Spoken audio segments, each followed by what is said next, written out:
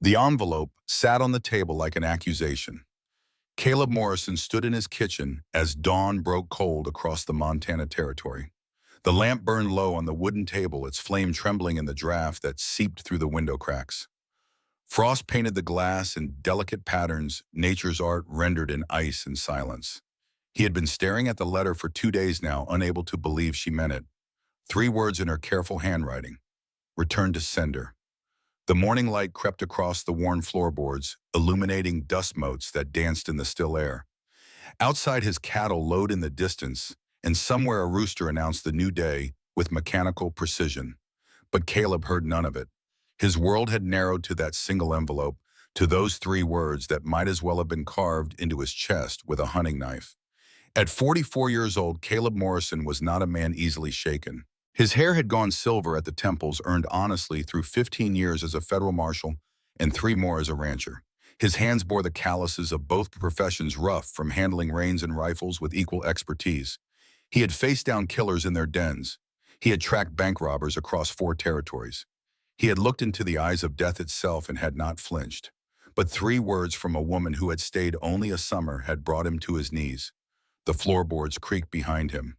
Papa. Lily stood in the doorway, still in her nightgown. 7 years old, with her mother's auburn hair and his own gray eyes. She clutched her cloth doll against her chest, small fingers white from gripping too hard. The morning light caught the traces of sleep still clinging to her features, but her eyes were alert, watchful, carrying a weight no child her age should know. Is Miss Hannah coming back? She had been asking the same question for 2 months. Caleb had run out of answers that felt true. He had tried gentle deflection at first, then vague reassurances, then silence. Nothing worked. Lily asked every morning and every night, her voice carrying that fragile hope that made his heart crack a little more each time. He looked at his daughter, then at the letter, then toward the window where the sun broke pale and distant over the western ridge. The mountains stood eternal against the sky, witnesses to every promise made and broken in this hard country. They had seen settlers come and go, watched fortunes rise and fall, observed love bloom and wither across countless generations. They kept their counsel, those ancient peaks offering neither judgment nor comfort. Caleb did not answer his daughter's question. Instead, he set the letter down and walked toward the barn with purpose in his stride. The decision had been forming in him for 2 days, building pressure like water behind a dam. Now it broke through, flooding him with certainty. He would find her. He would bring her home. The barn smelled of hay and horses and the honest work of a man who had built something from nothing. Caleb Morrison had come to Montana 8 years ago with a young wife, a dream, and enough money from his years as a marshal to buy land that others thought worthless.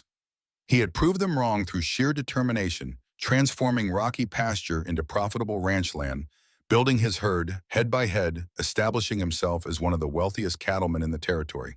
His fortune meant nothing now. All the gold in his accounts, all the cattle on his land, all the respect he had earned in this hard country meant absolutely nothing without the people he loved to share it with. Lily followed barefoot on the cold ground, wrapping her shawl tight around her shoulders. She watched him saddle his horse with practiced hands, cinch bridle bedroll tied behind.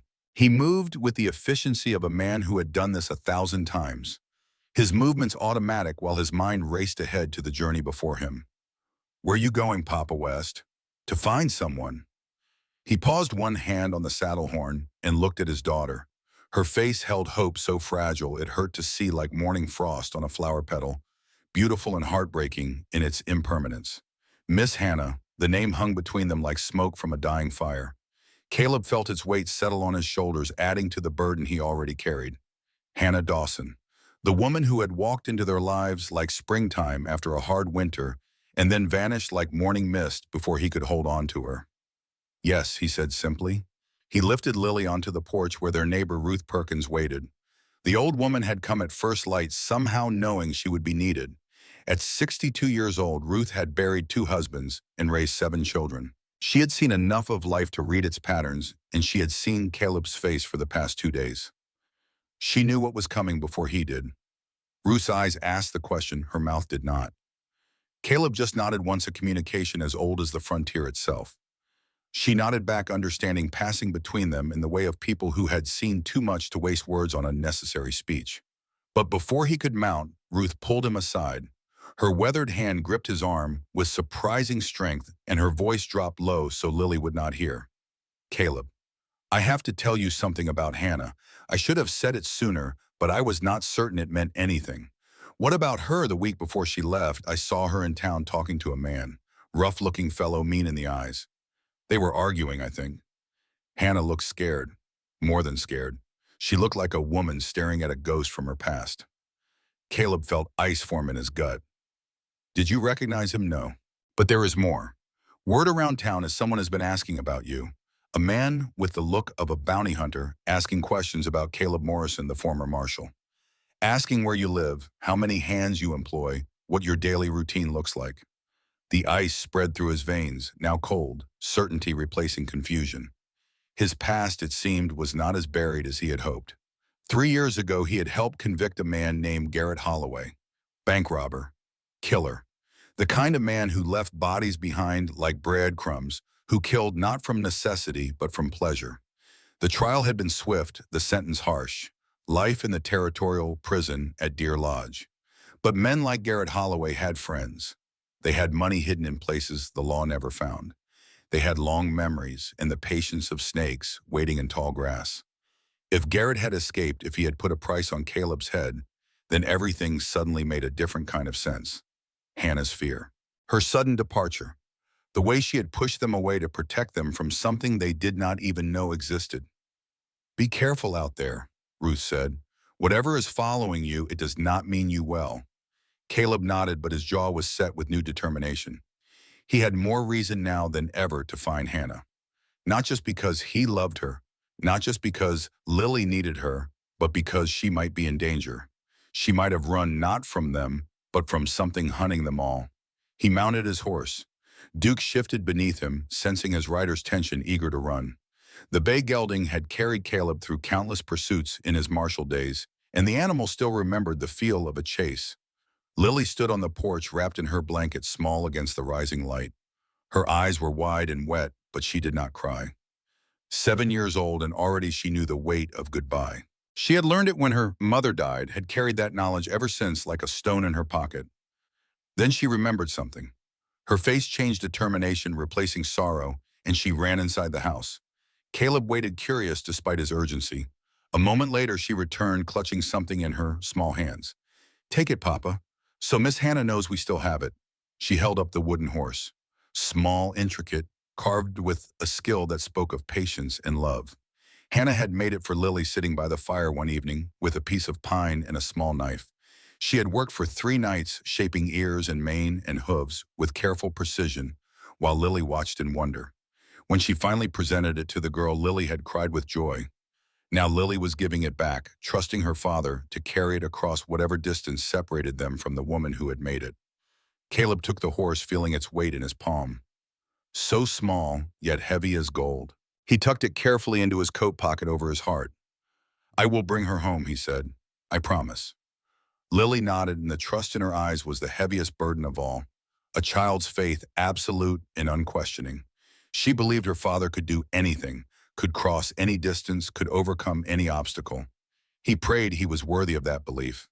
He looked back once as he rode away, saw his daughter's face, trusting and afraid all at once. The image burned itself into his memory, fuel for the journey ahead. A man's word is his bond, his father had told him once long ago in another territory, another lifetime. Keep it or die trying. Caleb had written Hannah a letter weeks after she left. Short, honest, desperate. He had poured his heart onto paper, something the old Caleb Morrison would never have done. The marshal had been a man of action, not words. But the rancher, the father, the man who had fallen in love watching a woman braid his daughter's hair, that man had found words he did not know he possessed. Hannah, he had written. Lily asks for you every night. I tell her you had to go, but I do not believe it. I think you are scared. I think someone told you once that you were not enough. They lied. Come home. We are waiting. He had sent it to the town she had mentioned once. The place she said she came from, Silver Falls, 2 weeks' ride west through mountain passes and high plains. He had imagined her receiving it, reading his words, feeling the truth in them. He had imagined her packing her few belongings and riding east to meet him halfway. Instead, the letter had come back unopened, returned to sender. Those 3 words written across the seal in ink that might as well have been blood. But a man's word was his bond. He had promised to bring her home, and Caleb Morrison did not break promises. Not to his daughter. Not to himself. Not to the woman who had made their house feel like a home for the first time since Eleanor died. The hoofbeats echoed steady as prayer across the frozen yard. Duke found his rhythm quickly settling into the ground-eating pace that had carried them across so many miles in years past. Caleb let the familiar motion center him, focusing his thoughts on the journey ahead. He did not look back again. Looking back was for men who doubted. Caleb Morrison had left out on that kitchen table next to an envelope that no longer mattered. The road stretched empty before him, winding west, through country that grew wilder with each mile. Behind him lay everything he had built, the ranch, the cattle, the fortune that made him one of the wealthiest men in the territory. Ahead lay uncertainty, danger, and the slim hope of finding a woman who did not want to be found. He chose ahead.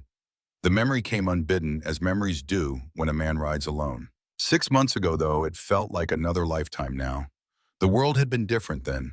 He had been different. Caleb had been in the corral repairing fence rails that the snow had warped and broken. The spring sun was warm on his back, and he had been thinking about the summer ahead, about cattle prices and hay supplies and all the practical concerns that filled a rancher's days. The sound of a wagon made him look up. A woman sat on the bench seat, reins held in capable hands, dark hair pulled back in a practical braid, a leather medical bag beside her. She drove with the easy confidence of someone who had spent long hours on frontier roads alone and unafraid. Hannah Dawson, though he did not know her name yet. She was passing through, hired by a neighbor 3 ranches over to tend a sick child. The territory was short on doctors and traveling healers. Like Hannah, filled the gap, moving from town to town, ranch to ranch, bringing what medicine they could to those who needed it. But when her wagon rolled past the Morrison Ranch, something made her stop. Later, she would tell him she had seen Lily on the porch. Even from the road, she had noticed the fever flush on the little girl's face, the way she lay too still in the afternoon warmth. A healer's instincts, honed through years of practice, had recognized the signs of serious illness. Hannah stopped without asking payment.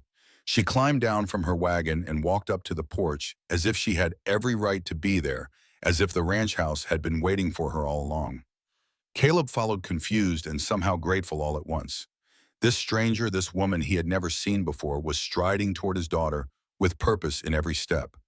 "How long has she been like this?" Hannah asked, not looking at him. Her hand pressed against Lily's forehead, fingers gentle but certain, reading the child's temperature with practiced ease. "Since last night. I did not know what to do. I am not good at this." The confession cost him. Caleb Morrison was a man who prided himself on competence, on being able to handle whatever challenge arose. But illness was different. Illness was an enemy he could not track, could not corner, could not defeat with determination alone. He had watched helplessly as fever claimed his wife 3 years ago. The memory of that helplessness had haunted him ever since. "Boil water," Hannah commanded. "Clean cloths. Whatever herbs you have. Now." She did not ask his name, did not ask permission, just stepped into his house like she had been born there, like she belonged in a place she had never seen before. Her hands knew exactly what to do. Caleb obeyed without question. He who had commanded posses and ordered deputies around like chess pieces found himself taking orders from a stranger, and it felt right. It felt like salvation. Hannah stayed 3 days nursing Lily through the scarlet fever with cool cloths and herbal teas and a gentle presence that made the house feel less empty than it had since Eleanor died. She barely slept, keeping vigil by Lily's bedside through 2 long nights, her face drawn with exhaustion, but her attention never wavering. Caleb watched her work. He brought her coffee at midnight and soup at dawn. He saw the way she spoke to Lily, soft words meant to comfort stories, to distract from the discomfort. He saw the tenderness in her hands, the patience in her manner. On the 3rd morning, Lily's fever broke. The little girl opened her eyes clear and bright and asked for breakfast. Hannah smiled, and Caleb felt something shift in his chest, some wall he had built after Eleanor's death beginning to crack. She should have left then. Her work was done, and the family that had originally hired her was still waiting. But something kept her. Perhaps it was the way Lily clung to her hand and begged her to stay. Perhaps it was the quiet desperation in Caleb's eyes, the loneliness he tried to hide but could not quite conceal. Perhaps it was something in herself, some need she had been running from, that finally caught up to her in that kitchen, watching a father and daughter who had lost so much and still had so much love to give. Whatever the reason, Hannah stayed. She stayed through the summer. She mended clothes and taught Lily to read, starting with simple words and progressing to whole sentences by August. She planted a garden that bloomed wild and beautiful, filling the yard with colors it had not seen since Eleanor's death. She shared their meals and their silence, fitting into the rhythm of their days as naturally as breathing. Caleb fell in love watching her braid his daughter's hair. It happened on a Tuesday evening, ordinary in every way. The sun was setting gold and pink through the kitchen window. Lily sat on a stool while Hannah worked a comb through her tangles, gentle but thorough. They were laughing about something, some private joke between them, and the sound of it, two voices harmonizing in joy, broke through every defense Caleb had built. He fell in love, hearing her laugh at Lily's stories about the mean rooster who terrorized the barn cat. The bird was a menace, attacking anything that moved, but Lily had transformed its aggression into comedy, narrating epic battles between chicken and feline that had Hannah doubled over with mirth. He fell in love with the way she looked at sunrise, standing in the doorway with coffee in her hands, like she belonged there, like she had always been there, like the house had been waiting for her all along. She would watch the light break over the mountains, her face peaceful, and he would watch her and feel the ice around his heart finally begin to thaw. He never told her. The words stuck in his throat every time he tried.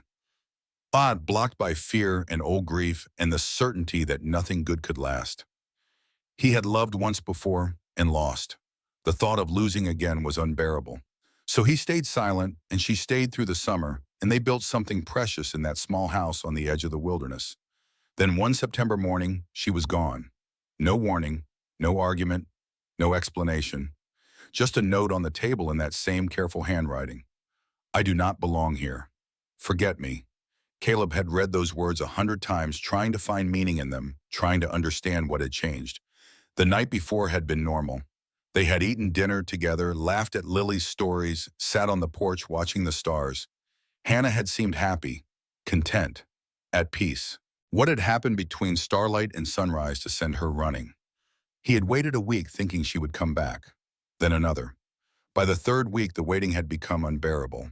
That was when he wrote the letter, pouring out feelings he had never voiced, hoping the written word could accomplish what his silence had failed to do.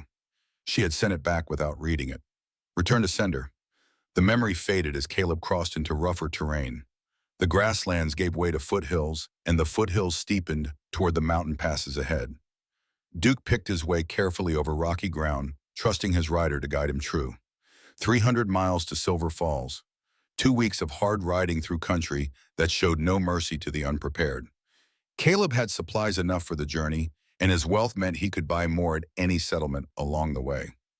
Money was the least of his concerns. What worried him was time. Every day that passed was another day Hannah might move on. Another day she might disappear deeper into the anonymous life she had apparently lived for years. He had known her for one summer, but that summer had revealed almost nothing about her past. She had deflected his questions with practiced ease, turning conversations away from her history towards safer topics. Now he understood that silence differently. She had been hiding something, running from something. And whatever it was had finally caught up to her on his ranch, forcing her to run again. The sun climbed toward noon, burning off the morning chill. Caleb pushed Duke harder, eating up miles while the light held. He would ride until dark camp for a few hours and ride again at dawn. That pace would get him to Silver Falls in 10 days if the weather cooperated. The weather, of course, had plans of its own. But Caleb Morrison had made a promise. And on this frontier, where a man's word was his bond, promises were kept, or men died trying. That first night camped beneath an outcrop of stone, Caleb felt it. The sensation of being watched. The crawl of awareness along his spine that 15 years as a marshal had taught him never to ignore. It was a feeling as old as humanity itself, the prey instinct that had kept his ancestors alive when predators stalked the darkness beyond their fires. He did not build his fire large, just enough flame to warm coffee and cook a strip of dried meat. He did not settle into sleep too quickly. Instead, he sat with his back against stone rifle across his knees, eyes scanning the darkness beyond the firelight. Nothing moved. Nothing showed itself.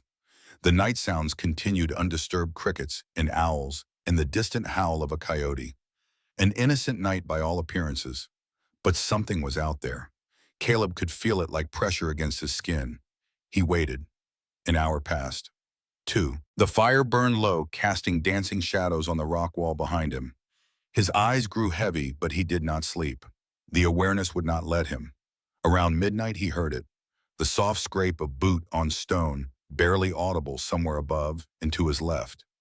Someone was moving on the ridge, circling his position, watching. Caleb did not react visibly. He kept his breathing slow and regular, feigning sleep while his grip tightened on the rifle. Let them think him unaware. Let them make a mistake. But no attack came. The watcher circled once, twice, then retreated. Footsteps faded into the darkness, and slowly the pressure of being observed lifted from Caleb's shoulders. He did not sleep that night. In the morning he found the tracks. Boot prints, not animal. Someone had walked around his camp in the night, staying just beyond the firelight, watching. The prints were clear in the soft earth between rocks, pressed deep by a heavy man who knew how to move quietly. Caleb knelt beside them, reading what they told him.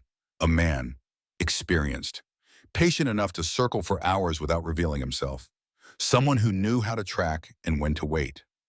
A hunter. Ruth's warning echoed in his memory. A man with the look of a bounty hunter asking about Caleb Morrison.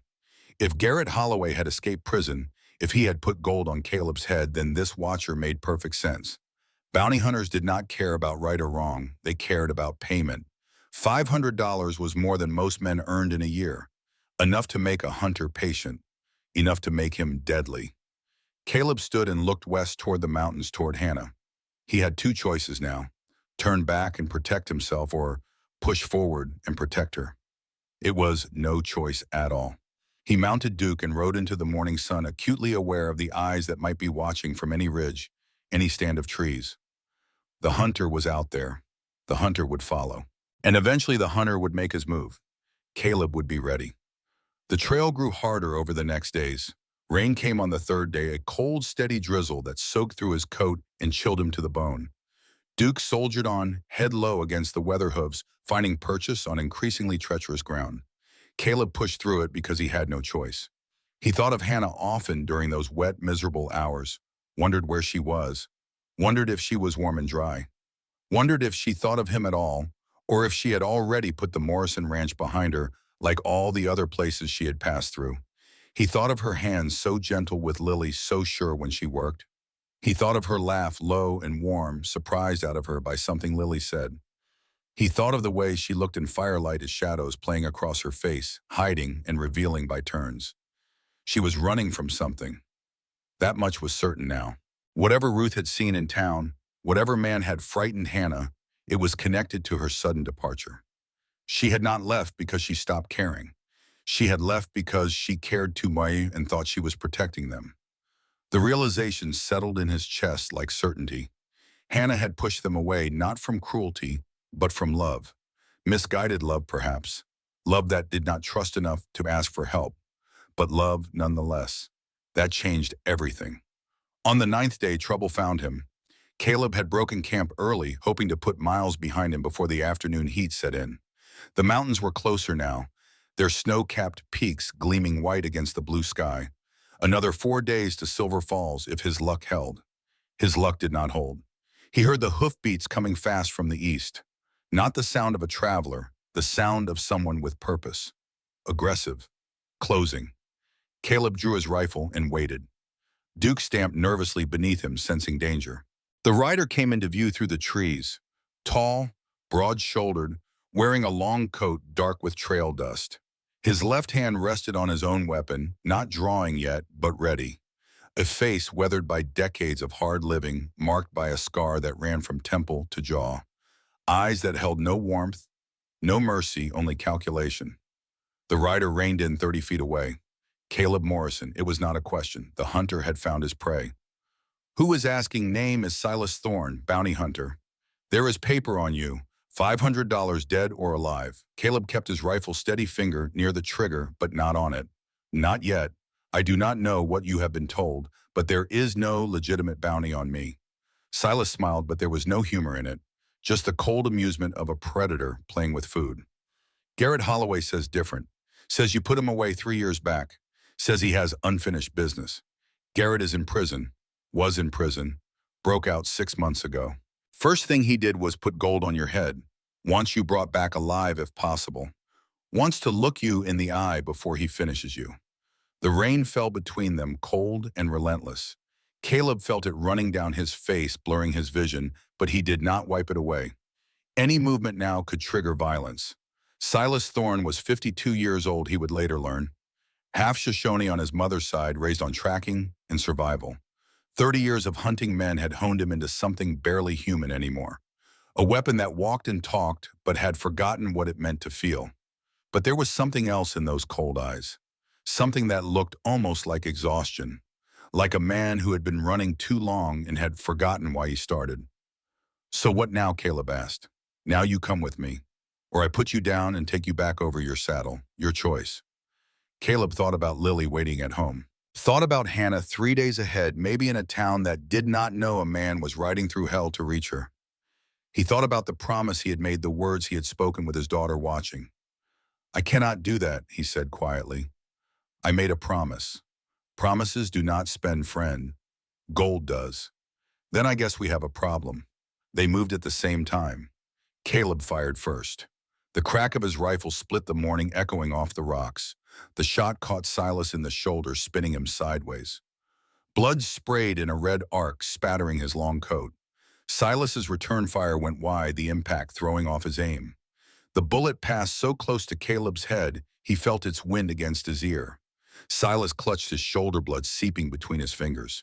He looked at Caleb with something that might have been respect. This is not over, Morrison. It is today. Ride out or the next shot will not miss. For a long moment, neither man moved. Rain fell, blood dripped.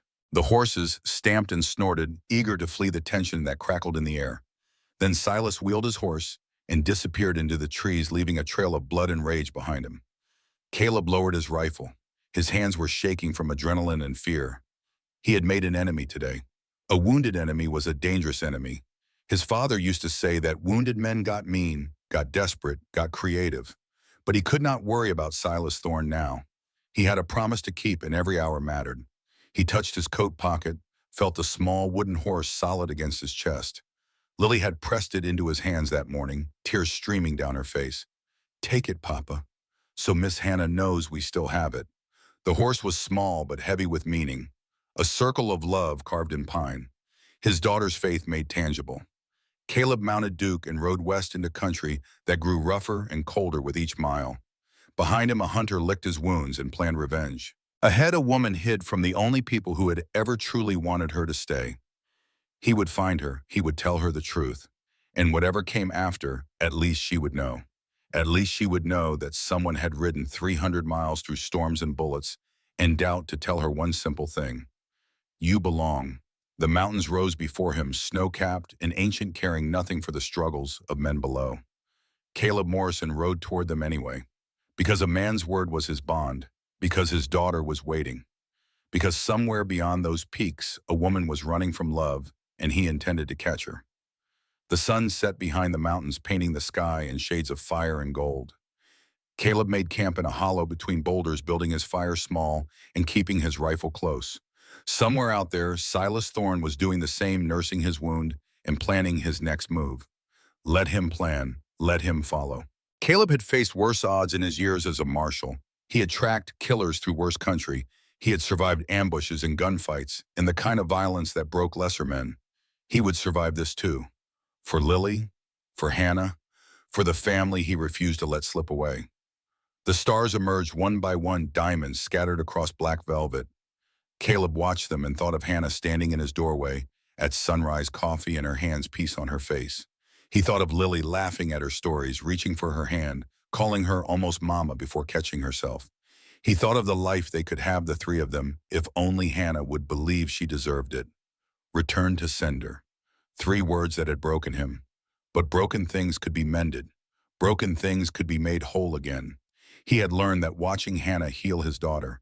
He had learned that watching his own heart, frozen since Eleanor's death, slowly beginning to thaw. Now it was his turn to do the mending. The fire burned low. The night grew cold, and Caleb Morrison, millionaire rancher and former federal marshal, sat alone in the wilderness and made his peace with whatever lay ahead. He would find her. He would bring her home. Or he would die trying. There was no third option. Not for a man whose word was his bond. Not for a father who had promised his daughter. Not for a man who had finally found love again and refused to let it slip away into the darkness. The wind whispered through the pines, carrying the scent of snow from the high peaks. Winter was coming. Time was short. But Caleb Morrison had ridden through worse. He closed his eyes, rifle across his lap, and let himself rest. Tomorrow would bring more miles, more challenges, more tests of his resolve. He would meet them all. For her, for them, for a promise given that was a debt unpaid. The storm hit on the sixth day like the wrath of an angry god. Caleb had been watching the clouds build since morning, dark masses rolling in from the northwest with the slow inevitability of fate. By noon, the first drops fell. By mid-afternoon, the rain came down in sheets so thick he could barely see Duke's ears in front of him. He pushed on anyway. The trail had grown treacherous over the past days, winding through foothills that steepened toward the mountain passes ahead. Each mile brought new challenges. Loose scree that threatened to send Duke tumbling. Creek crossings swollen with runoff from higher elevations. Narrow ledges where one wrong step meant a fall of 100 feet or more. Caleb navigated them all with the grim determination of a man who had no choice but forward. His wound from the encounter with Silas Thorne had healed cleanly thanks to the medical supplies he carried. The bounty hunter had not shown himself again since that morning confrontation, but Caleb knew better than to think him gone. Men like Silas Thorne did not give up after one setback. They waited. They watched. They chose their moment with the patience of wolves circling a wounded elk.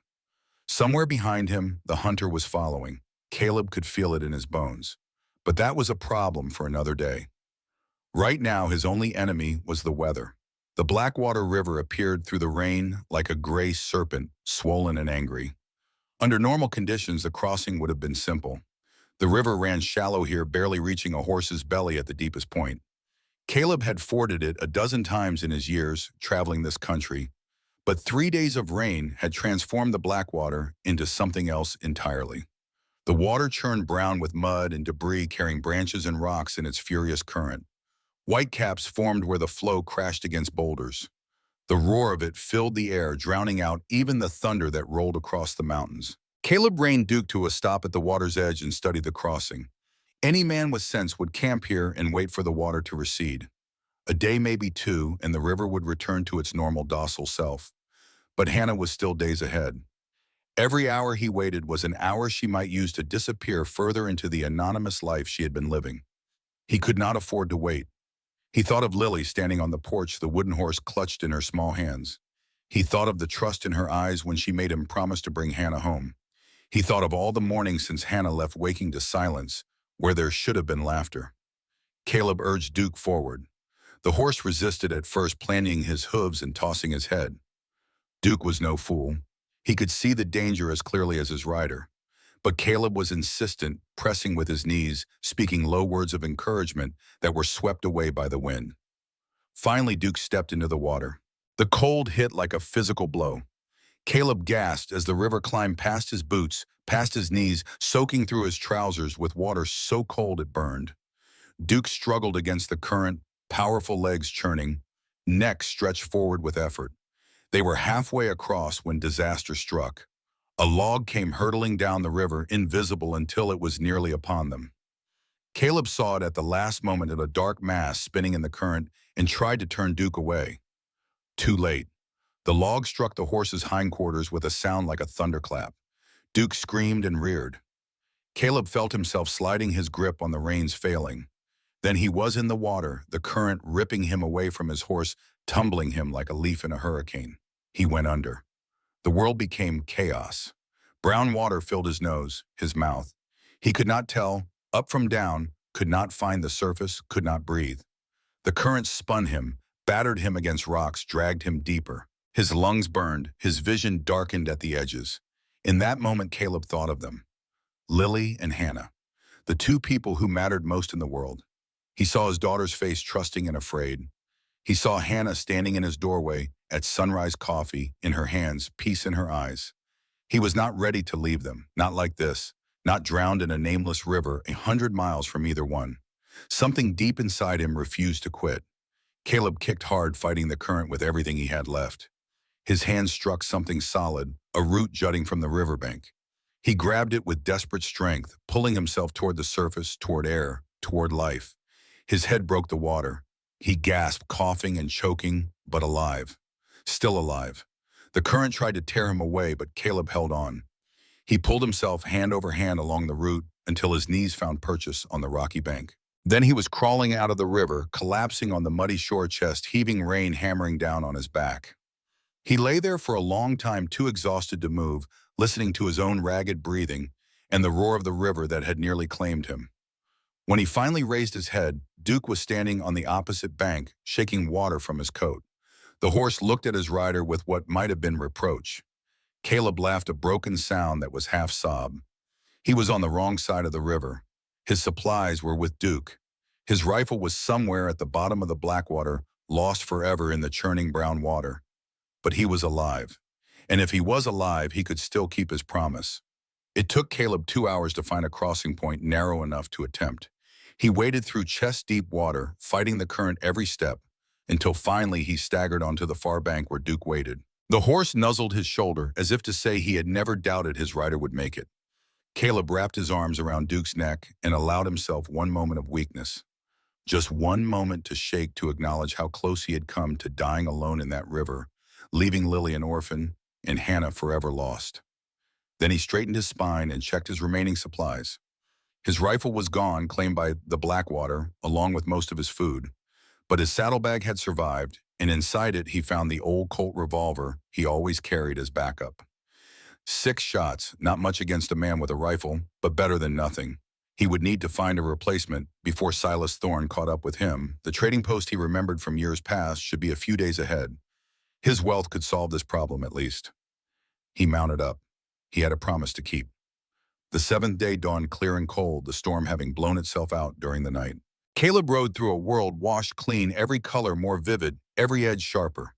The mountains ahead gleamed white against a sky so blue it hurt to look at. His body ached in a dozen places from the river crossing. His clothes were still damp, despite a night spent beside a fire. He had lost his rifle, most of his food, and nearly his life. But he was still moving forward. That was all that mattered. Around midday, Caleb became aware that he was being watched again. Not the active pursuit of Silas Thorne this time. Something different. A presence at the edge of his awareness, observing from a distance. He spotted the reflection first. Sunlight glinting off metal on a ridge half a mile back. Binoculars or a rifle scope too far away to determine which. Someone was tracking him, keeping pace but making no move to close the distance. Silas Thorne. It had to be. The bounty hunter had not given up. He was simply waiting for a better opportunity, letting his quarry exhaust himself against the terrain before moving in for the kill. Let him wait, Caleb thought grimly. Let him watch. When the time came, they would settle things. But not today. Today was for riding. The trading post appeared like Providence late on the 8th day. One light burning steady against the coming dark. A small building of weathered logs, porch sagging on one side, smoke rising from a stone chimney. A painted sign read Whitfield Trading Post, in letters worn almost to nothing by years of wind and weather. Caleb had been riding for 11 hours. His muscles screamed for rest. His stomach had been empty since morning. When he saw that lamplight glowing through the dusk, he nearly wept with relief. He dismounted and tied Duke beside 2 other horses already at the hitching post. His hand was reaching for the door when it opened before him. An old woman stood in the frame, small and sturdy, with white hair pulled back and eyes that missed nothing. She looked him over with the practiced assessment of someone who had seen every kind of traveler pass through this remote place. "Storm left you looking rough," she said. "Come in before you freeze solid." It was not a question. "Yes, ma'am, I would be grateful. Grateful does not cost extra." "Get in here." Inside, warmth hit him like a physical thing. A fire crackled in the hearth, filling the room with dancing light and the smell of wood smoke. The space was small but comfortable, every surface worn smooth by years of use, every corner holding some evidence of the lives lived here. An old man sat by the fire, weathered as driftwood, with a long beard and hands that had worked a lifetime. He looked up when Caleb entered, nodded once in acknowledgement, and returned to his pipe. Walter, the woman called. See to his horse. The man rose without complaint and headed outside, passing Caleb with another nod. The woman pointed toward the fire. Sit, I am Margaret. That was my husband, Ezra Whitfield. You will eat and sleep here tonight. No argument. Caleb wanted to protest. He wanted to say he could not afford to stop, that Hannah was still days away, that every hour mattered. But his body had other ideas. His legs were already carrying him toward the fire, toward the warmth, toward the first comfort he had known in more than a week. He sat. Margaret brought him coffee in a tin cup, then a bowl of stew that tasted better than anything he had eaten in years. Ezra returned from tending Duke and settled back into his chair, pipe smoke curling around his head like a halo. They ate in comfortable silence for a time. The kind of silence that exists between people who understand that not everything needs to be said. Caleb felt the warmth seeping into his bones, felt the exhaustion he had been holding at bay, finally demanding its due. Then Margaret spoke, her voice careful but kind. Where are you headed with such determination? Caleb hesitated. He did not know these people. He owed them no explanation. But something in Margaret's eyes, something in the way she watched him with the patience of someone who had seen much and judged little, made him speak. He told them the whole story. Hannah arriving in April, the summer they had shared, her sudden departure, and the note she left behind. The letter he sent, and the 3 words that came back. His decision to ride west to find her, to bring her home, regardless of what she thought she wanted. When he finished, Ezra nodded slowly, smoke curling from his pipe. The land does not lie. Neither should a man. You are doing right. Margaret leaned forward, her weathered hands folded in her lap. Her eyes held a wisdom that came not from books, but from living, from watching generations of travelers pass through her door, carrying their hopes and sorrows. Women carry shame we do not deserve, she said quietly. Someone hurt that girl long before you knew her, told her she was not enough, made her believe that love was something temporary, something that could be taken away. How do you know that? Caleb asked. Because I have seen it 100 times. The ones who run hardest are the ones who have been hurt worst. They are not running from love. They are running from the fear of losing it. Again, Ezra took his pipe from his mouth. There is truth in that. Some folks get broken so young, they do not know they are broken. They think that is just how the world works. Takes someone stubborn enough to show them different. Margaret reached across and patted Caleb's hand. The touch was brief but warm, a grandmother's blessing bestowed on a stranger. What will you say when you find her? She asked. Caleb thought about it. The words formed slowly like ice in winter. That she belongs, that we are waiting, that love does not quit just because someone is scared. Ezra smiled into his beard. That will do. That will do just fine. Caleb left at dawn, but not before conducting one piece of necessary business. Ezra led him to a back room where a modest selection of firearms hung on the wall. Caleb's eyes found what he needed immediately. A Winchester rifle, well-maintained, its stock worn smooth by years of use. How much? Caleb asked. Ezra named a fair price. Caleb paid double without hesitation. That is too much, Ezra protested. Consider the extra payment for the hospitality and for the wisdom. Ezra studied him for a long moment, then nodded. The rifle found its way into Caleb's hands and he felt whole again. Ready for whatever lay ahead. Margaret packed extra provisions, pressed them into his hands despite his protests. For when you bring her home, she said. Not if, when. The blessing warmed him more than the fire had. He rode into the day with her words following a gift more valuable than gold or supplies. The knowledge that somewhere in this hard country, 2 strangers believed in what he was doing. Believed in it enough to say so. The land does not lie, neither should a man. He would remember those words for the rest of his life. 4 more days of riding, 4 more days of mountains and valleys, of cold nights and hard ground, of watching his back for Silas Thorne and his front for the town that held Hannah. The weather held clear and cold. Caleb pushed Duke as hard as he dared, covering ground with a determination that bordered on obsession. He ate in the saddle when he could, slept only when his body refused to go further. On the 12th night, he found shelter in an abandoned line shack.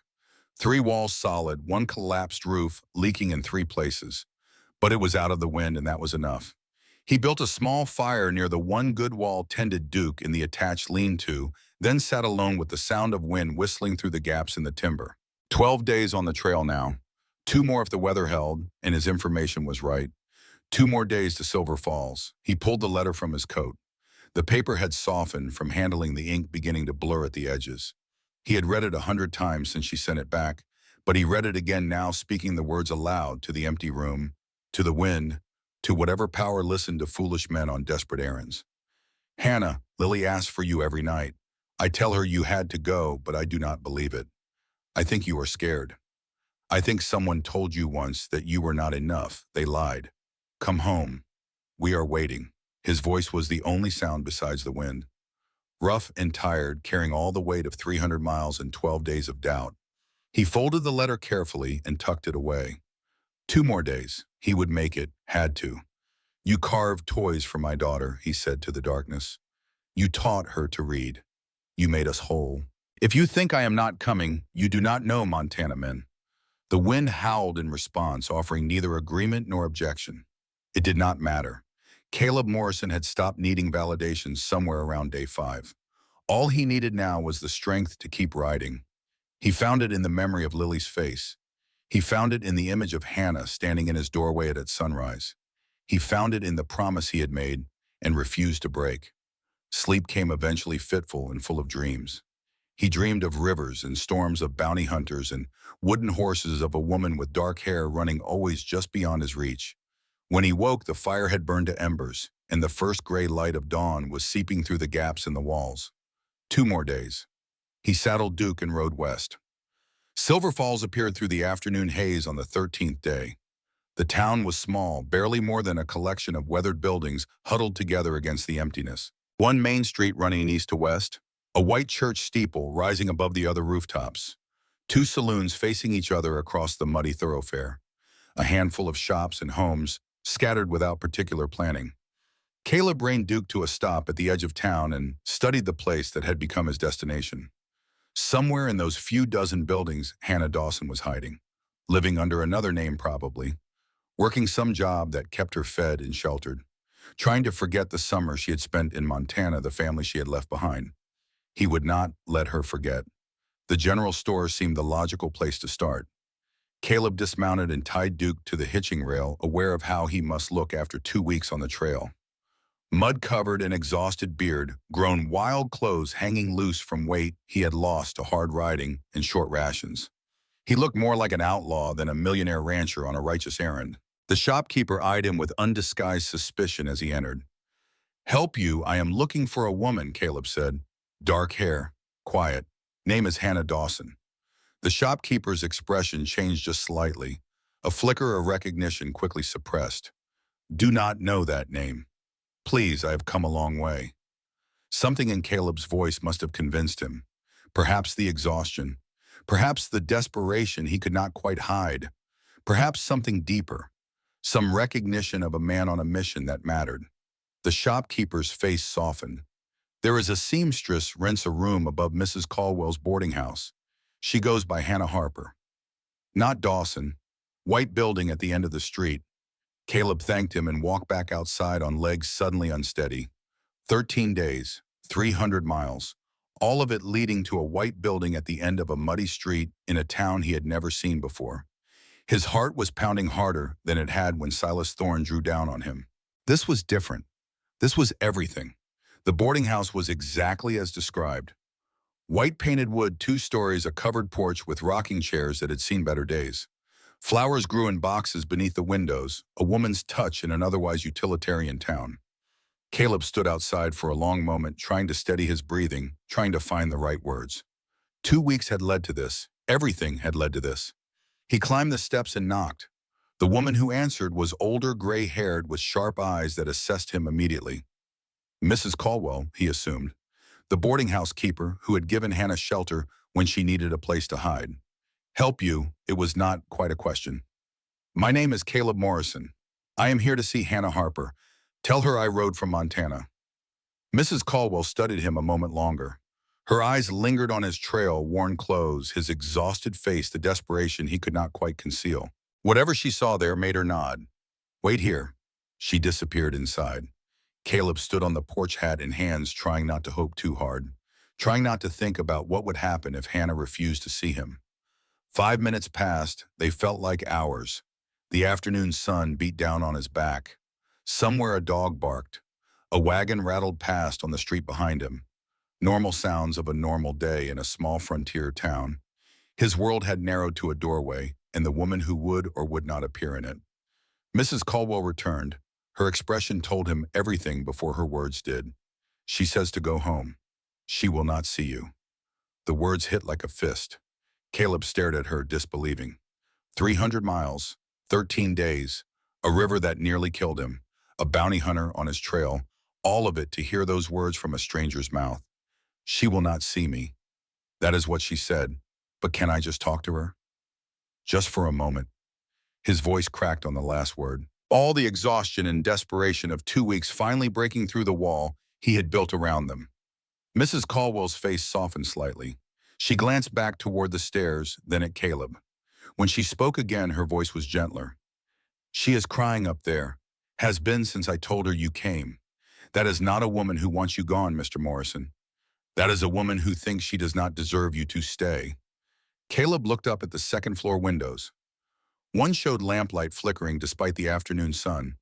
A shadow passed across it, brief but unmistakable. His heart broke and mended in the same moment.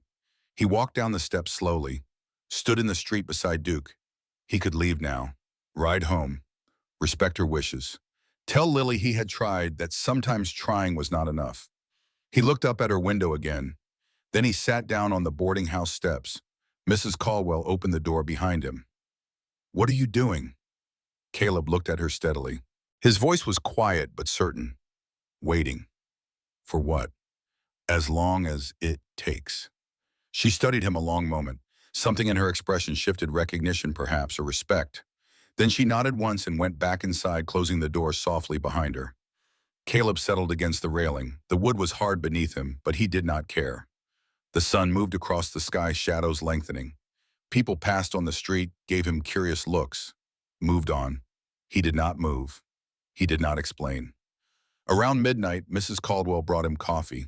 Around 2 in the morning, she brought a blanket. He accepted both gratefully, but did not move from his place on the steps. The lamplight in Hannah's window never went out. She was not sleeping either. And so he waited. The stars wheeled overhead, indifferent and cold. The wind picked up, carrying the promise of winter. His muscles ached. His body screamed for rest. His eyes grew heavy. But Caleb Morrison did not move from those steps. Because he had made a promise, and he intended to keep it. Because Lily was waiting. Because somewhere behind that window, a woman was fighting the same battle he had fought for 2 weeks, the battle between fear and faith, between past and future, between the safety of loneliness and the risk of love. He would wait, as long as it took, until she understood that some men did not give up, that some promises were kept regardless of cost, that she was worth every cold hour on these wooden steps. The night stretched endless and cold. Caleb sat on those boarding house steps as hours bled into each other, marked only by the slow wheel of stars overhead and the ache spreading through his bones. His back pressed against the railing, his legs had gone numb sometime after midnight. The coffee Mrs. Caldwell brought had long since cooled in his hands, but he did not move. The window above remained lit, a small square of yellow against the dark face of the building. Every so often a shadow would cross it. Hannah pacing perhaps, or sitting, or standing at the glass, looking down at the fool who would not leave. Let her look. Let her see that Montana men kept their promises. Around 3 in the morning, the cold became something alive, something with teeth. Caleb pulled the blanket tighter and thought about the trail that had brought him here. 2 weeks of riding, a shootout with a bounty hunter, a river that nearly claimed his life. All of it leading to this moment, this vigil, this test of will against fear. He reached into his coat pocket and felt the wooden horse, smooth and solid, Lily's gift, Hannah's creation, a circle of love carved in pine. His daughter's face came to him then, small and trusting in the dawn light as he rode away. Papa will bring her home. That was the promise he had made, spoken and unspoken. And Caleb Morrison did not break promises, not to his daughter, not to himself, not to the woman hiding behind that lit window. The woman who had taught his child to read, who had planted gardens and made their house feel like a home again, who had left because she loved them too much and thought she was not worthy of being loved in return. The eastern sky began to pale, the stars fading one by one. Dawn was coming slow and inevitable as judgment. Caleb had been sitting for 9 hours. His body screamed for movement, for warmth, for rest. His mind whispered that this was madness, that no woman was worth this kind of suffering. But his heart, that stubborn muscle that had kept beating through Eleanor's death and Lily's fever and 3 years of loneliness, his heart said stay. So he stayed. The door behind him opened. Caleb turned his head, expecting Mrs. Caldwell with more coffee, or perhaps the sheriff with orders to move along. Instead, he saw Hannah. She stood in the doorway, wrapped in a shawl, her dark hair loose around her shoulders. Her face was pale with exhaustion, streaked with tears. Dark circles shadowed her eyes, evidence of a sleepless night to match his own. Their eyes met. The world narrowed to just that space between them, 3 feet that might as well have been 300 miles. Why, she whispered, why would you do that? Caleb stood slowly. His joints protested. His muscles were stiff from the cold and the waiting. But he stood because a man stood when a woman spoke to him, especially when that woman held his whole world in her next words. Because you matter. Hannah's hand gripped the doorframe as if she might fall without it. Her eyes, those dark eyes that had watched sunrise from his porch and laughed at Lily's stories and seen too much pain in too few years, those eyes were full of something Caleb could not name. Fear and hope tangled together. Longing and resistance, fighting for dominance. Love and the terror of loving. Come in, she said finally. Please. The word was barely audible, but Caleb heard it. He heard everything. He followed her inside, out of the cold, out of the dawn, into whatever came next. The steps creaked beneath his boots. The door closed behind him. 13 days had led to this moment. 300 miles had led to this threshold. A lifetime of loneliness had led to this woman standing before him with tears on her face and hope she could not quite hide in her eyes. Whatever happened now, whatever she told him, whatever secrets she had been keeping, Caleb Morrison knew one thing with absolute certainty. He had not ridden all this way to give up, not now, not ever. Hannah's room was small and spare, holding only the essentials for a life lived temporary. A bed with an iron frame, the mattress thin and worn. A table scarred with years of use, its surface marked by countless cups and plates and the small accidents of daily living. A single chair that wobbled when you sat in it. A washstand with a chipped basin. No pictures on the walls. No mementos on the dresser. Nothing that spoke of roots or permanence or a life meant to last. Caleb stood just inside the door, suddenly uncertain. This was her space, her refuge, and he felt like an intruder despite her invitation. The warmth of the room wrapped around him after the long, cold night, but he barely noticed. All his attention was fixed on the woman before him. Hannah moved to the window and looked out at the street below, at the place where he had sat through the darkness. Her shoulders were rigid beneath the shawl, her hands clasped tight in front of her. She would not look at him. Not yet. Why, she asked again. Her voice was barely above a whisper. Why would you do that? Sit out there all night in the cold? Ride all this way? Why? Caleb thought about the question, about all the answers he could give. Because I promised Lily. Because I rode 300 miles and was not about to stop at 20 feet. Because I am stubborn and foolish and too old to learn better. But what he said was simpler, truer. Because you matter. Because you belong with us. Because I love you. The words hung in the air between them. He had never said them before. Not to Hannah. He had felt them 1,000 times during that summer, had shown them in 100 small ways. But the words themselves had always stuck in his throat. Fear of loss had kept them locked away. No more. Hannah's shoulders shook. She did not turn around, did not let him see her face, but he could hear the tears in her voice when she spoke again. You do not know me. You do not know what I am. Then tell me. And there it was, the question that opened the wound, the door that led into the dark rooms of her past. Caleb waited patient as the mountains, giving her the space to speak or stay silent as she chose. Hannah turned from the window. Her face was wet with tears, but her eyes met his with something like defiance, or perhaps surrender. The two looked remarkably similar in that moment. She sat on the bed, her hands folded in her lap, and began to speak. I was 5 years old when my parents died. Fever took them both within a week. Mother first, then father 3 days later. I remember the sound of his coughing, the way it filled the little house we lived in. I remember how it stopped suddenly one night, and the silence was worse than the noise had ever been. Her voice was flat, distant, the voice of someone recounting facts that had happened to someone else. A story told so many times it had lost its power to wound. Or perhaps a story whose wounds had never healed, only scarred over with numbness. My aunt took me in, Aunt Sarah.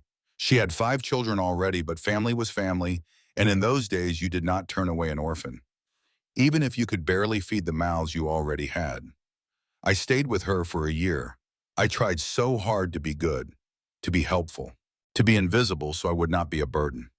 Hannah looked at her hands, the fingers that had sewn and healed and carved wooden horses in firelight. Capable hands, gentle hands, hands that had learned early to be useful so they would not be discarded. But I was a burden, another mouth to feed, another body to clothe. When winter came hard that year, Aunt Sarah made a choice. She sent me to her sister, Aunt Margaret. Caleb listened without interrupting. He sensed that this story needed to be told whole, that any break in its telling would make it harder to finish. He had interrogated enough witnesses in his years as a marshal to know when to speak and when to let silence do the work. Aunt Margaret was childless. She thought maybe I would be a companion for her, someone to fill the empty spaces in her house. But I was 6 years old and I did not know how to be what she needed. I was too slow at chores, too clumsy with the dishes, too loud when I played. After 8 months, she sent me to Cousin Thomas. The list continued. Each home a variation on the same theme. Each departure a fresh wound. Cousin Thomas, 8 months. His wife called Hannah cursed bad luck walking on 2 legs. Uncle John, 1 year. He drank too much and resented feeding a mouth that was not his. Uncle Robert, 6 months. His new wife was jealous of any attention paid to anyone else. Cousin Elizabeth, 2 years. She wanted an unpaid servant, not a family member. Cousin Martha, 4 months. 7 children already. Hannah was one burden too many. Uncle William, 1 year. He gambled away everything, including Hannah's few possessions.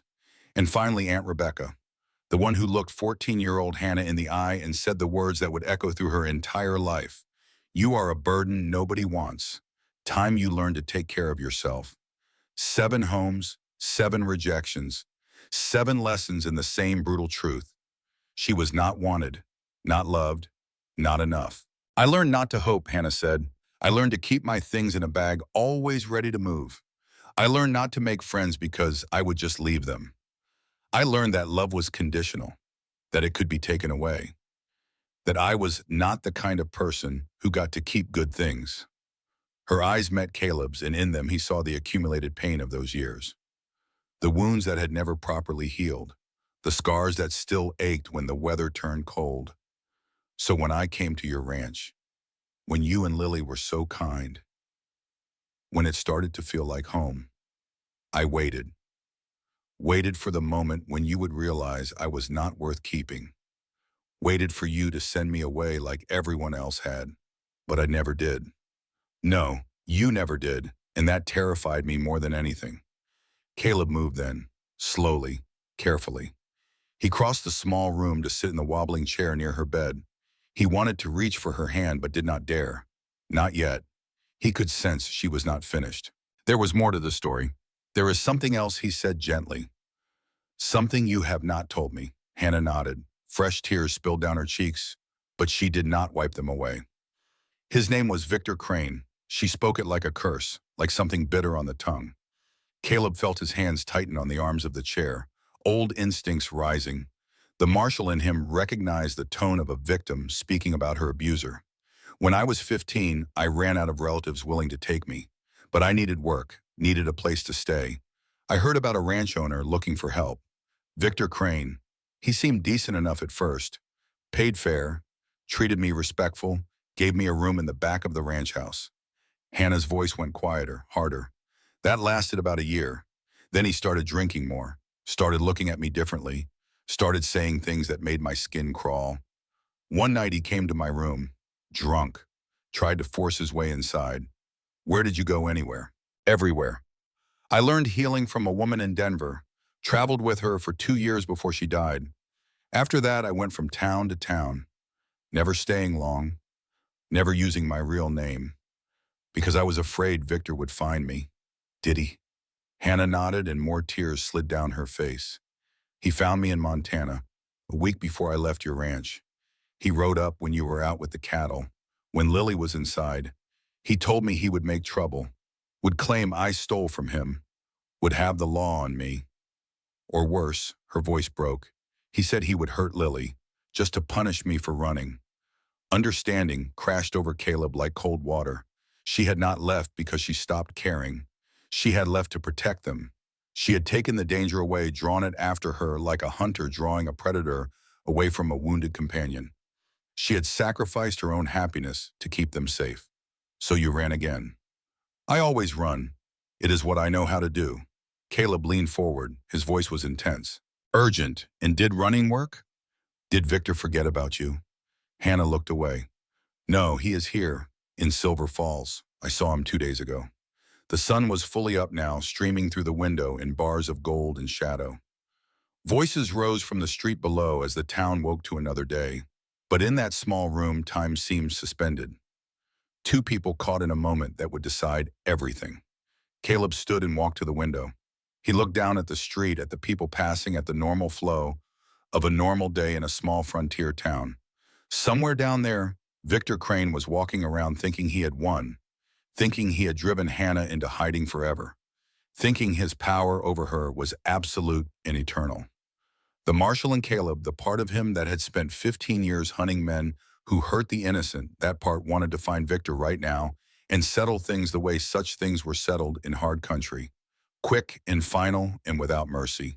But the man in him, the part that had learned patience watching his daughter grow and gardens bloom and seasons turn, that part knew there was a better way. I am not leaving, Caleb said, still looking out the window. Not without you. Caleb, you do not understand. Victor will do nothing. He turned to face her, and in his eyes was something Hannah had never seen directed at her before. Not pity, not obligation, but fierce protective certainty. I dealt with men like Victor Crane for 15 years. I know exactly what he is and what he can do, and I know he will not touch you, not while I am breathing. You cannot promise that. I just did. Hannah stood agitated, wrapping her arms around herself. You rode all this way. You sat on those steps all night. And for what? For someone who is going to bring you nothing but trouble. Someone who runs at the first sign of danger. Someone who you did not run from danger. Caleb crossed the room in 3 strides. This time he did reach for her. His hands were gentle on her shoulders. You ran toward it. You took it away from Lily. From me. You carried it alone because you thought that was noble. That was sacrifice. That was cowardice. No, his voice was firm but kind. It was love. Misguided maybe, but love. And I am here to tell you something that nobody else apparently ever told you. Hannah looked up at him, her eyes wide and wet. You do not have to carry things alone. You do not have to run. You do not have to earn the right to be loved. Because love is not something you earn. It is something you accept or reject. And I am asking you to accept it. He reached into his coat and pulled out the wooden horse, held it between them like an offering, like a promise made solid. Lily made me bring this. She said to tell you we still have it, that we remember, that we are waiting. Hannah took the horse with trembling hands, held it against her chest, and broke. The tears came in great shaking sobs, the kind that come from years of held-back grief, from a lifetime of believing you were not worth keeping, from decades of running and hiding and never trusting that anything good could last. Caleb held her while she cried, saying nothing, because there was nothing to say, just letting her empty out all the poison that had been killing her slowly for so long. They stood that way for a long time, until the sobs faded to shudders, until the shudders faded to stillness, until Hannah lifted her head and looked at him with eyes washed clean by tears. What if I disappoint you, she whispered. What if I am not what you think I am? Then we will figure it out together. But Hannah, you could never disappoint me. Leaving disappointed me. Running disappointed me because it meant you did not trust that what we had was real. I did not trust that I was real, that I was the kind of person who got to have that. You are that kind of person. You are exactly that kind of person. And I rode 300 miles through hell to tell you so. Hannah searched his face looking for doubt, for hesitation, for any sign that this was temporary or conditional. She found none. What she found instead was certainty, solid as stone, patient as the mountains. I am afraid, she said. I know. But fear is not a good enough reason to run from love. The door burst open. Mrs. Caldwell stood there, her face pale, her breathing hard. Hannah, there is a man downstairs. He is asking for you. Says his name is Victor Crane. Hannah went rigid. All the color drained from her face. Caleb felt her hand tighten on his arm, felt the fear roll off her in waves. Stay here, he said. Caleb, no. He is dangerous. So am I. Caleb Morrison walked down those stairs with 15 years of law enforcement in his spine and something more dangerous than experience driving him. He walked down those stairs with the knowledge that the woman upstairs, the woman he loved, had been hurt by the man waiting below, had been terrorized by him, had spent years running from him. That ended today. Victor Crane stood in the parlor of the boarding house, swaying slightly, whiskey on his breath even at this early hour. He was a big man, thick through the shoulders, with the kind of meanness that came from hurting things weaker than himself. Small eyes and a fleshy face, hands that had done violence and would do it again, given the chance. He looked up when Caleb appeared on the stairs. His eyes narrowed. Who the hell are you? I am the man who is going to tell you to leave. Victor laughed. The sound was ugly, full of mockery. Hannah send you that little whore owes me 2 years' wages. I got every right to be here. Caleb reached the bottom of the stairs. Something in his walk, something in the way he carried himself, made Victor's laughter die. You have 3 seconds to walk out that door and keep walking. After that, what happens is on you. You threatening me, I am promising you. Victor's hand moved toward his belt, toward the knife Caleb could see there. But Caleb had not been a marshal for nothing. He had not survived 15 years of tracking dangerous men without learning how to read violence before it happened. He moved first. Caleb closed the distance in 2 steps, caught Victor's wrist before the knife cleared its sheath. Twisted, bone cracked. Victor howled. The knife clattered to the floor. Caleb swept Victor's legs out from under him and put him on the ground hard, then planted a knee in his chest and leaned down close. You listening, Victor, pain and fear had finally replaced the bravado. Victor nodded. Hannah is leaving this town. She is going back to Montana with me. You are going to forget you ever knew her. Forget her name. Forget her face. Forget she exists. Because if I hear you have come within 100 miles of her, if I hear you have so much as spoken her name, I will come for you, and next time I will not be so gentle. Caleb stood, looked at Mrs. Caldwell, who had watched the whole thing with tight lips and approving eyes. Thank you for your hospitality, ma'am. We will be leaving today. He climbed the stairs back to Hannah's room. Left Victor Crane moaning on the floor behind him. Did not look back. Hannah was at the window, her face pressed against the glass, watching. When Caleb entered, she turned to him with eyes full of questions. Is he? He is leaving, and he will not bother you again. How can you be sure? Caleb showed her his bloodied knuckles. The price of making promises he intended to keep. Because he knows what happens if he does. Hannah crossed the room and took his hand, examined the damage with healer's eyes, then looked up at him with something new in her face. Not just gratitude, not just relief, but the first fragile shoots of trust pushing up through soil that had been barren too long. Thank you. Pack your things. We leave in an hour. That soon. I have been away from Lily too long, and I want to get you home before winter sets in proper. Home. The word hung in the air between them, no longer a threat, but a promise. Hannah nodded and began gathering her few possessions. Caleb went to prepare the horses, his heart lighter than it had been in weeks. But the trail back would not be easy. Silas Thorne was still out there. The weather was turning, and Hannah, despite her agreement, was still afraid, still learning to trust. The journey was not over. In many ways, it was just beginning. They left Silver Falls as the sun climbed toward noon, 2 horses side by side on the eastern road. Hannah sat straight in her saddle on the mare Mrs. Caldwell had insisted she take, moving steady beneath her. She wore a traveling dress the landlady had given her, practical and worn but clean. Her few possessions were tied in a bundle behind her saddle. Everything she owned in the world fit in a bag smaller than a feed sack. Caleb rode beside her on Duke, the bay gelding that had carried him 300 miles and back. The horse knew the way home, knew it in his bones the way animals know such things.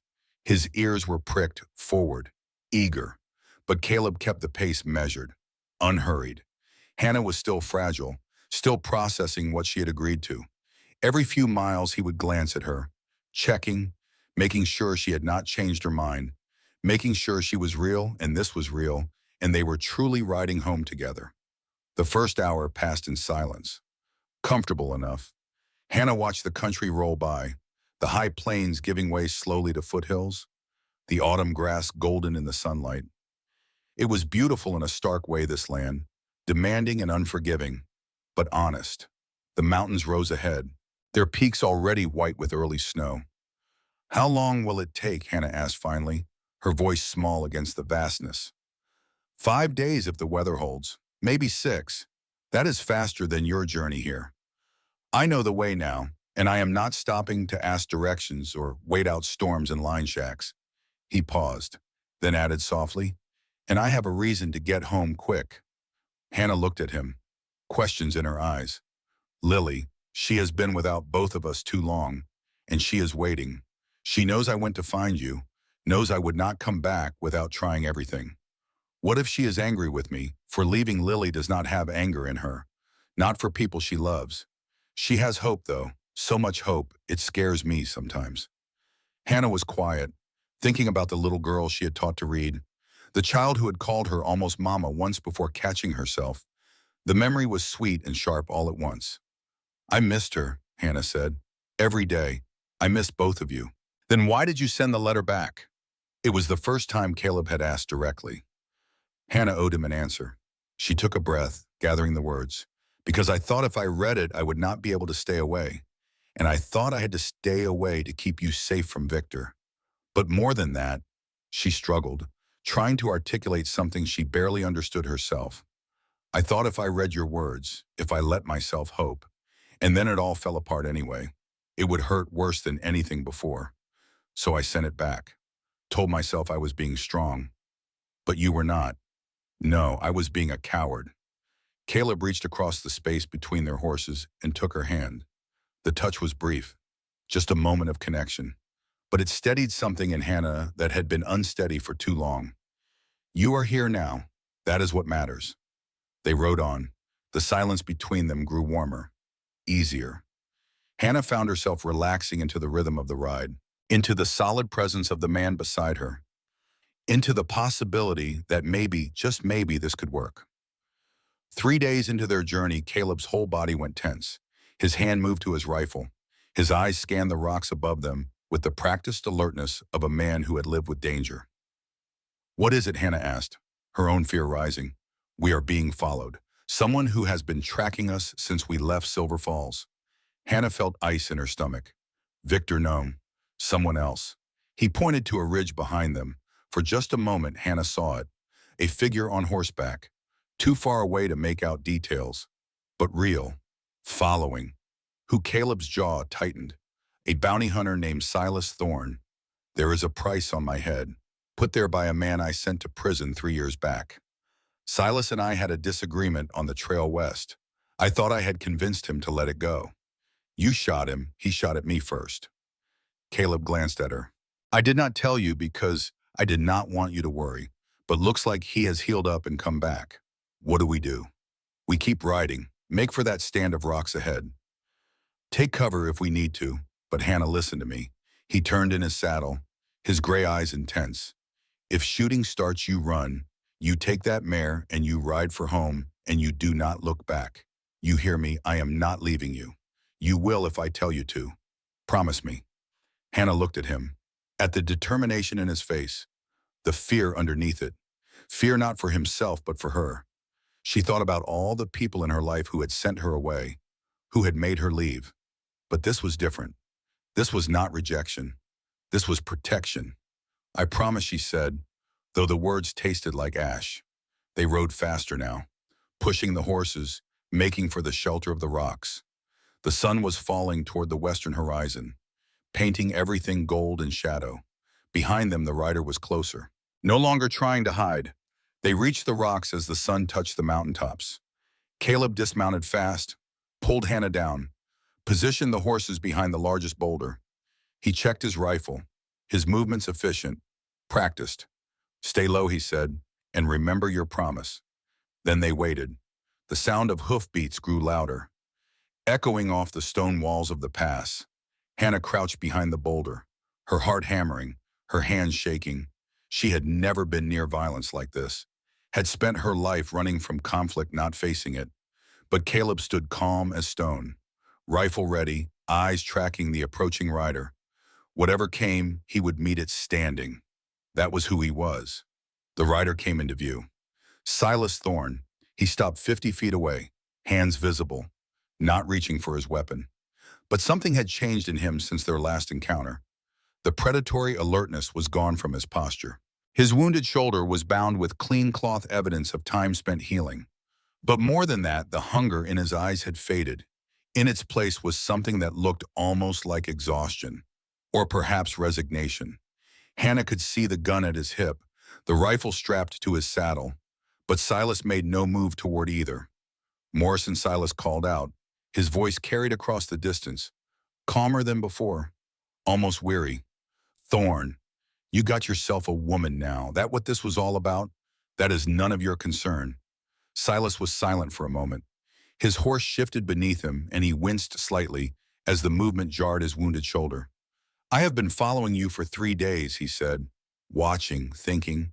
Caleb kept his rifle steady, thinking about what kind of man rides through hell for a woman, about what kind of love makes a person do something that foolish, that brave.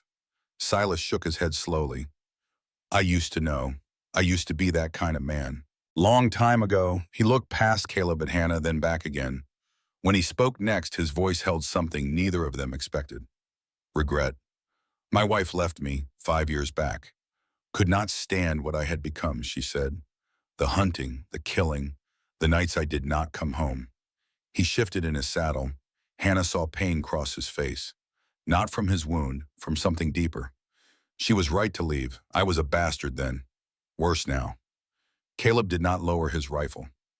That is a sad story, but it does not change what you came here to do. No, it does not. Silas looked past Caleb, saw Hannah watching from behind the boulder. But seeing you two, seeing what a man will ride through for a woman, it makes me think, makes me remember what I used to be, before the hunting took over. What are you saying? Thorne's Silas reached slowly into his coat. Caleb tensed. But what Silas pulled out was not a weapon. It was a piece of paper, official looking, writing on it. He held it up so Caleb could see. This here is the bounty notice on you. $500 from Garrett Holloway. Once you brought back alive if possible. Silas tore the paper in half, then in half again, let the pieces fall to the ground. But Garrett Holloway can go to hell. I am too old for this, too tired, and you gave me something nobody else has in a long time. What is that A choice? You could have killed me when we fought. Should have if you were smart, but you did not. You gave me a chance to walk away. Silas touched his wounded shoulder. This has been healing, and while it healed, I had time to think about what I am doing with the years I have left, about whether I want to die alone in some nameless place, chasing bounties that mean nothing. Caleb studied Silas for a long moment, reading the sincerity in his weathered face, the exhaustion of a man who had reached the end of something. Why should I trust you? Because I just threw away $500. Because I am sitting here talking instead of shooting. And because God help me, I see something in your eyes when you look at that woman. Something I used to have and did not know how to keep. The wind whistled through the pieces, cold and sharp, carrying the promise of winter.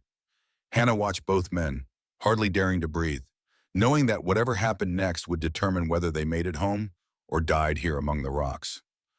Finally, Caleb nodded. All right, you let us pass. We forget this happened. Fair enough. Silas gathered his reins, preparing to turn his horse, But before he did, he said one more thing. Morrison, that woman you have there, she is running from something. I can see it in how she holds herself. Whatever she is running from, do not let her.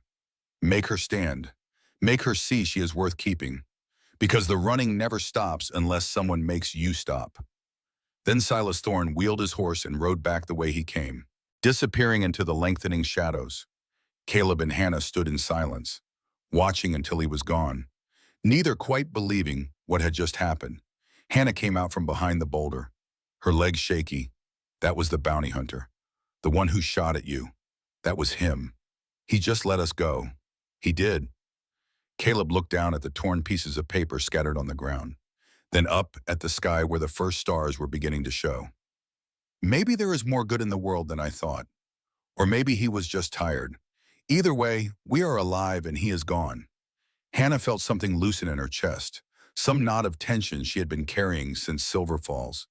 This man, this Caleb Morrison, who had ridden through storms and bullets to find her, who had faced down Victor Crane and Silas Thorne to keep her safe. He was real. This was not a dream or a mistake or something that would dissolve like morning mist. This was real. She reached for his hand, laced her fingers through his, felt the calluses there, the strength, the warmth. Take me home, Caleb. Please, I want to go home. He smiled, and in that smile was every promise he had made, and every one he intended to keep. Yes, ma'am. The next 2 days passed in a blur of riding and talking and growing closer with each mile. They spoke of small things and large things, of childhoods and dreams and fears. Caleb told her about Eleanor, about the guilt he still carried, about how loving Hannah felt like a second chance he did not deserve, but was grateful for anyway. Hannah told him more about her years of wandering, the people she had helped, the towns she had passed through, the loneliness that had been her constant companion. And slowly, mile by mile, hour by hour, she began to believe that maybe this time would be different, that maybe she had finally found a place where she could stop running. On the fourth night, camped beneath stars more numerous than she had ever seen, Hannah said the words that had been burning in her chest. I love you. They came out before she could think about them, before fear could stop her. Caleb went very still. Say that again. I love you, Caleb Morrison. I think I have loved you since the day you let me into your home. Since you did not ask questions or demand payment. Since you trusted me with your daughter. I was just too afraid to admit it. He stood and came around the fire, knelt beside her, cupped her face in his hands. His thumbs brushed away the tears on her cheeks. I love you too. Have loved you since I watched you save Lily's life. Since you planted that garden and taught her to read, and stood in my doorway at sunrise like you were meant to be there. I rode 300 miles to tell you that. And I will ride 300 more if that is what it takes to make you believe it. Then he kissed her, gentle and sure. A promise made with lips instead of words. Hannah kissed him back, tasting coffee and smoke and something sweeter than both, tasting hope and possibility and the future she had never dared to want. When they pulled apart, both breathing hard, Hannah rested her forehead against his. Take me home, she whispered. Please, I want to go home. On the fifth day, as they crested the final ridge, Caleb pointed to the valley below. There, that is home. Hannah looked down at the ranch spread out beneath them. The house small but solid, smoke rising from the chimney, the barn and corral, the pastures where cattle grazed, and on the porch a small figure standing shading her eyes against the afternoon sun, watching the road. Even from this distance, Hannah could see the moment the girl recognized them, could see her go rigid with shock, then explode into motion, running down the porch steps, running across the yard, running toward them with her arms outstretched and her voice carrying on the wind. Papa, Miss Hannah, you came back. Caleb spurred his horse faster. Hannah followed, the mare breaking into a gallop. They thundered down the slope, Hannah's heart pounding so hard she thought it might burst from her chest. They reached the yard. Caleb barely had time to dismount before Lily launched herself out at him, wrapping her arms around his waist, sobbing into his coat. He lifted her up, held her close, murmured words Hannah could not hear. Then Lily pulled back and looked past her father, looked at Hannah, still sitting on her horse, and the hope and fear and desperate love on that little face broke Hannah's heart, and remade it all at once. Hannah dismounted, her legs shaky, and took 2 steps forward. Then Lily was running to her, and Hannah dropped to her knees and caught the girl in her arms, held her tight, felt those small hands clutching at her dress. "You came back," Lily sobbed. "Papa said you would, but I was so scared you would not. I am here, sweetheart. I am here." "Are you staying?" "Really staying?" Hannah looked up at Caleb, saw him watching them with eyes wet and bright. She looked down at Lily, this child who had given her a wooden horse and trusted her father to bring her home. "Yes," Hannah said, her voice strong and certain. "I am staying. I promise. Can you still teach me to read? And help me with the garden? And tell me stories at bedtime?" "Yes to all of it, everything." Lily threw her arms around Hannah's neck again, and Hannah held her close. This child who was not hers by blood, but was hers in every way that mattered. She held her and cried and thanked whatever power had given her this second chance at family. Ruth Perkins came out onto the porch, wiping her hands on her apron, smiling. "Looks like you found her." Caleb grinned. "I did. Good. Now get inside, all of you. Supper is almost ready, and I imagine you are both starving." That evening they sat around the kitchen table, the 4 of them, eating Ruth's stew and bread. Lily talked nonstop, telling Hannah everything that had happened in the 2 months she had been gone. The chickens had babies. The mean rooster finally got eaten by a fox. Ruth's cooking was terrible compared to Hannah's, a fact Ruth agreed with wholeheartedly. Hannah listened and laughed and felt the pieces of her broken heart knitting back together, cell by cell, moment by moment. She caught Caleb's eye across the table, saw the love there, the pride, the relief. After dinner, after Lily had finally exhausted herself with talking and fallen asleep in her chair, Caleb carried her to bed. Hannah followed, watched as he tucked his daughter in, watched the gentleness of his hands, the love in every gesture. When he turned, Hannah was standing in the doorway, and the look that passed between them needed no words. They walked out onto the porch, into the cool October evening. The stars were out, brilliant and cold. The mountains stood black against the sky. Hannah leaned against Caleb. His arm came around her shoulders, solid and warm. "Thank you," she said quietly, "for not giving up, for riding all that way, for sitting on those steps all night, for everything. A man's word is his bond. I told you that you belonged. Had to prove it. You did. You proved it." Hannah turned to face him, her hands on his chest, feeling his heartbeat strong and steady beneath her palms. "What happens now? Now we live, we take care of Lily, work the ranch, get through winter, and in the spring, if you want, we can talk about making this permanent." He paused. "A wedding, I mean, if that is something you would want." Hannah felt a flutter of panic, old instincts rising, but she pushed them down, looked at this man who had given her everything and asked for nothing in return, and knew the answer. "I would want that very much." Caleb smiled, that rare, full smile that transformed his face. He kissed her forehead, her cheeks, her lips, each kiss a promise kept and a new promise made. They stood on that porch as the night deepened. 2 people who had been broken in different ways, finding wholeness in each other. Inside the house, Lily slept peacefully for the first time in months, dreaming of gardens and wooden horse and the woman who had promised to stay. 23 years later, in that same house on a winter afternoon, an old man sat by the fire and finished his story. Caleb Morrison, now 67, looked at his grandson James and smiled. The boy held the wooden horse in his hands, turning it over, examining the careful carving, the smoothness worn by years of handling. "So Grandma did stay," James said. "She did. We got married that next spring. In the little church in town, Lily was our flower girl, 8 years old and so proud." Lily, now 30 and expecting her second child, wiped tears from her eyes. "I remember. I wore a yellow dress, and I got to hold Grandma's bouquet." "Did the bounty hunter ever come back?" James asked. "No," Silas Thorne kept his word. "We never saw him again." And Victor Crane, Caleb's face hardened. He tried once, about 2 years later. Rode up to the ranch, drunk and mean, looking for trouble, but he found something else instead. What me and a wife who knew how to shoot as well as I did. We ran him off together, and he never came back after that. Died a few years later, I heard. Liver gave out from all that drinking. Hannah came in from the kitchen, carrying a tray with coffee and cookies. At 58, her hair was streaked with silver, but her eyes were the same, dark and deep. The eyes Caleb had fallen in love with all those years ago. She set the tray down and sat beside her husband, her hand finding his automatically. "Are you telling the story again?" she asked, smiling. James wanted to know about the horse. Hannah picked it up, held it like the treasure it was. "I carved this for Lily the summer before I ran away. I was so afraid, so certain that I did not deserve the happiness I had found." She looked at Caleb. "It took your grandfather riding 300 miles through hell to show me I was wrong. And sitting on those steps all night," Lily added. "And facing down Victor Crane and Silas Thorne," Caleb said.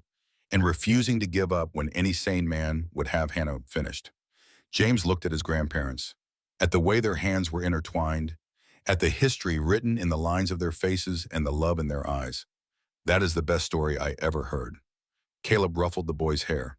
"It is not just a story, son. It is the truth. And the truth is that love is worth fighting for, worth riding for, worth risking everything for. Because at the end of all the miles and all the fires and all the doubt, if you end up with the person you love, then it was all worth it." Hannah leaned her head on his shoulder, and they sat there by the fire, surrounded by family, remembering the journey that had brought them to this moment. The letter returned to sender, the vigil on cold steps, the ride home through mountain passes, all of it leading here, to this warm room, to these people they loved. Outside, snow began to fall, soft and silent, covering the world in white. Inside, the fire crackled, and a boy held a wooden horse, and an old couple held each other, and the past and present wove together into something stronger than memory. This was what Caleb had ridden 300 miles to find. Not just Hannah, though she was the center of it, but this: family, home, belonging. The knowledge that when you love someone truly, when you make a promise and keep it, you build something that lasts, something that endures through seasons and years and all the small moments that make a life, something worth every hard mile. Hannah looked at the wooden horse in James's hands and thought about the girl she had been. So afraid of love, so certain she would lose anything good. She thought about the summer she had run, and the man who had refused to let her go, and the daughter who had trusted them both to find their way home. "Thank you," she whispered to Caleb, too quiet for the others to hear. "For what? For not giving up on me." Caleb kissed her temple, his lips gentle against her hair. "Never did, never will." And as the snow fell and the fire burned, and their family filled the room with warmth and laughter, Hannah Morrison closed her eyes and knew finally and completely that she was home. Not just in this house, not just in this valley, but in the hearts of the people she loved. Home in a way that could not be taken away, because it was built on promises kept and love proven and the simple, stubborn faith of a man who believed she was worth finding. The wooden horse sat on the mantel now, a testament to where they had been and what they had survived.